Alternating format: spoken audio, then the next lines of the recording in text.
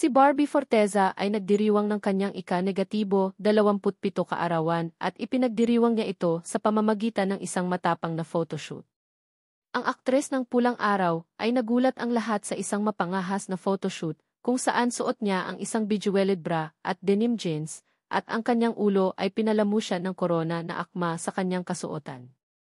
27, Zero Damns Given, ang isinulat ni Barbie sa kanyang caption.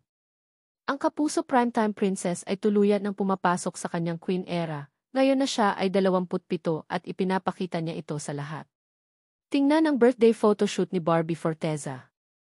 Barbie Forteza. Si Barbie Forteza ay lumalakad papasok sa kanyang kaarawan tulad ng isang reyna. 27.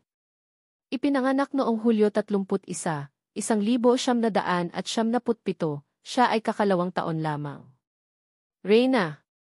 Si Barbie Forteza ay isang modernong reyna sa kanyang photoshoot. Pulang Araw. Siya ay kasalukuyang gumanap bilang Adelina sa historical drama na Pulang Araw. Kapuso primetime princess.